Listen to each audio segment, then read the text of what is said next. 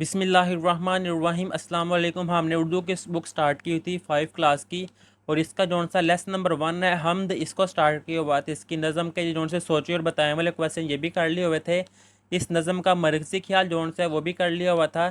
اس نظم کا یہ مشکل الفاظ کے معنی، پھر اس نظم کے جون سے یہ بند ہے ان کے نثر اور ان کی تشریح جون سی ہے یہ بھی کر لی ہوئی تھی۔ اس کی ویڈیو کا لنک جون سے آپ کو اس ویڈیو کے نیچے ڈسکرپشن میں مل جائے گا، آپ وہاں سے جا کے دیکھ سکتے ہیں۔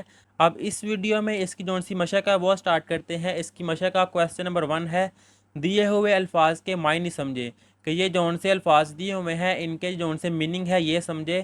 فرسٹ والا لفظ ہے خالق، جس کے میننگ ہے پیدا کرنے والا۔ اس سے نیکسٹ والا لفظ ہے دشت، اس کے میننگ ہے جنگل یا غیر آباد علاقہ، جہاں پر آبادی نہیں ہوتی اس کو کہا جاتا ہے جنگل یا دشت۔ گلکاری کرنا، اس کے میننگ ہے پھول بوٹے بنانا۔ اگلا لفظ ہے فلک، اس کے میننگ ہے آسمان۔ دلکش، اس کے معنی ہے خوبصورت۔ اگلا لفظ ہے شاداب، اس کے میننگ ہے سرسبز۔ کونو مکاں، اس کے میننگ آئیں گے دنیا جہاں۔ ذرہ، کسی چیز کا نہایت چھوٹا ٹکڑا، یہ ہے اس کے میننگ۔ اب اس سے نیکسٹ آ جائے گا اس کا کویسچن نمبر 2، کالم الف کو کالم بے سے ملا کر مصرع مکمل کریں، کہ کالم الف کو کالم بے سے ملانا ہے اور مصرع مکمل کرنے ہیں۔ فرسٹ والا ہے فلک، چاند سورج، اس کو ملائیں گے یہ روشن ستارے۔ اس سے نیکسٹ آ جائے گا خدا کی ہر ایک سمت، اس کو ملائیں گے لاسٹ والے کے ساتھ جلوہ گری ہے۔ نیکسٹ ہے ہر ایک دشت شاداب، اس کو ملائیں گے فرسٹ والے کے ساتھ کھیتی ہری ہے۔ زمین کا ہر ایک ذرہ، اس کو ملائیں گے چمکا ہوا ہے۔ اور لاسٹ والا خدا سب کا خالق ہے کون و مقام میں۔ یہ تھے اس کا آنسر کویسچن نمبر 2 کا۔ اب اس سے نیکسٹ ہے اس کا کویسچن نمبر 3، نظم کے مطابق درست الفاظ لکھ کر مصرع مکمل کریں۔ فرسٹ والے میں آئے گا پہاڑوں سے گرتے ہیں پانی کے دارے، یہ سب میرے ڈیش کی کاریگری ہے مالک۔ اس سے نیکسٹ آ جائے گا کہ نوری ڈیش سے دنیا بڑی ہے فضاؤ، جدھر دیکھیے نور پھیلا ہوا ہے۔ اس سے نیکسٹ آ جائے گا وہ دیکھو کہ ڈیش بھی نکلا ہوا ہے، یہاں آئے گا سورج۔ اور لاسٹ میں کہ ڈیش یعنی کہ شبنم نے پھولوں کے چہرے نکھارے، یہ ہے آنسر کویسچن نمبر 3 کا۔ اب اس سے نیکسٹ آ جائے گا کویسچن نمبر 4، دیے ہوئے سوالوں کے جواب لکھیں، کہ یہ جو الف بے جیم دال ہا یہ کویسچن لکھے ہوئے ہیں ان کے آنسر کرنے ہیں۔ فرسٹ والا کویسچن ہے الف والا، پہلے بند میں شاعر نے کن دلکش نظاروں کا ذکر کیا ہے؟ اس کا جواب آئے گا پہلے بند میں شاعر نے نیلے آسمان پر موجود گردش کرتے ہوئے روشن سورج، چاند اور ستاروں کے نظاروں کا ذکر کیا ہے۔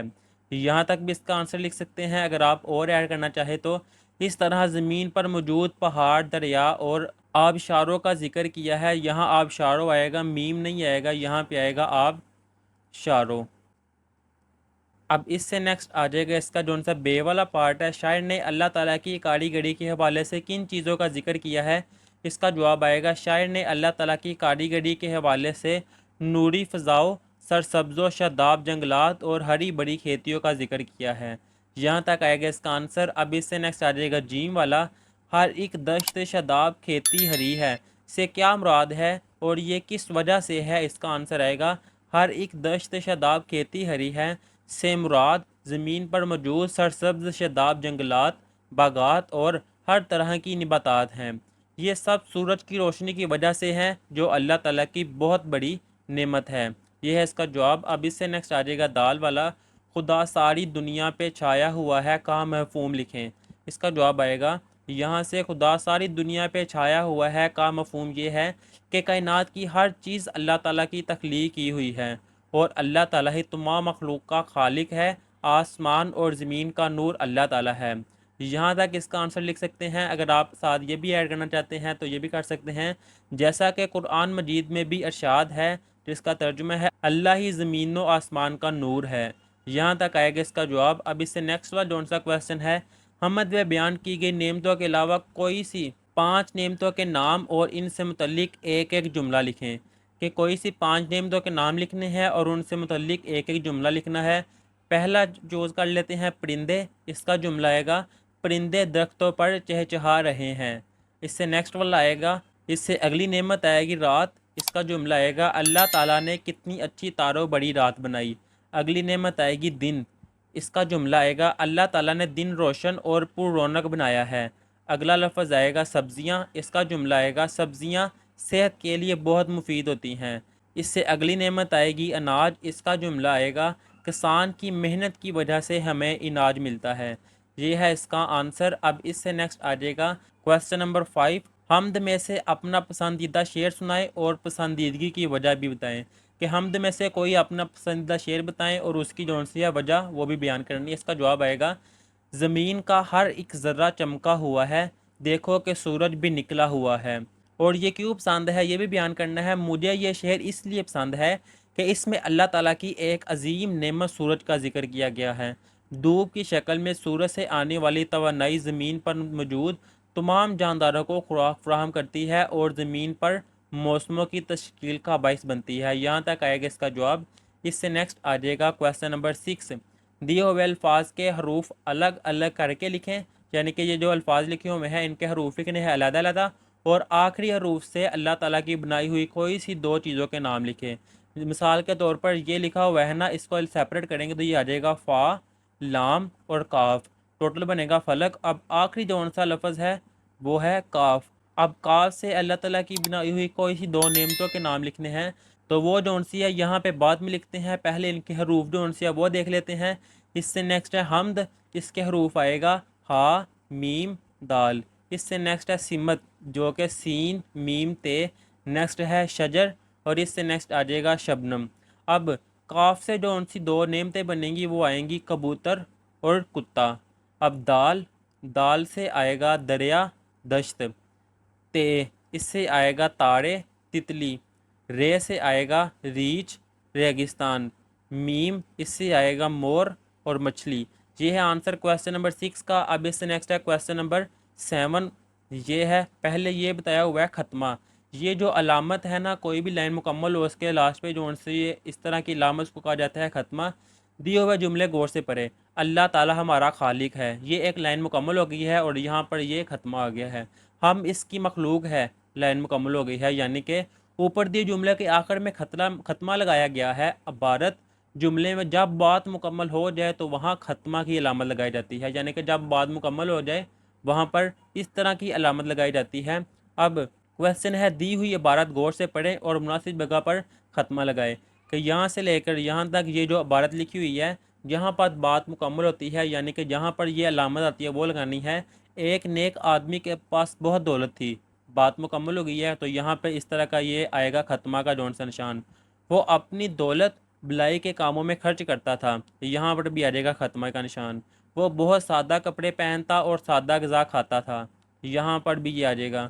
وہ ایک صاف مگر بہت چھوٹے سے گھر میں رہتا تھا، یہاں پر بھی ختمے کا نشان۔ یہ ہے اس کا جواب۔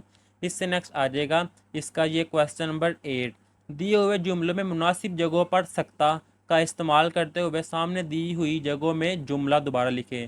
کہ یہ جو لکھی ہوئی ہیں ان کے سامنے خالی جگہ پہ ہے، ان کو ریڈ کر کے جہاں پر سکتے کی علامت آتی ہے وہ لگانی ہے۔ اب سکتہ کیا ہوتا ہے وہ پڑھ لیتے ہیں۔ نیک آدمی غریبوں، محتاجوں، مفلسوں اور مسکینوں کی مدد کرتا ہے۔ یہ ریڈ آپ خود بھی کر سکتے ہیں، میں آپ کو سادہ الفاظ میں بتاتا ہوں۔ اگر آپ دو یا دو سے زیادہ چیزیں لکھتے ہیں اور ان کو آپس میں جوڑنے کی بجائے درمیان میں اس طرح کا جون سا کوما لگایا جاتا ہے نا، الٹا اس طرح کا، اس کو کہا جاتا ہے سکتہ۔ یہ دیکھیں اوپر دیے جملے میں سکتہ کی علامت لگائی گئی ہے۔ جب کسی جملے میں دو یا دو سے زیادہ ایک طرح کے الفاظ ساتھ ساتھ آ جائیں تو انہیں ایک دوسرے سے الگ کرنا ضروری ہے۔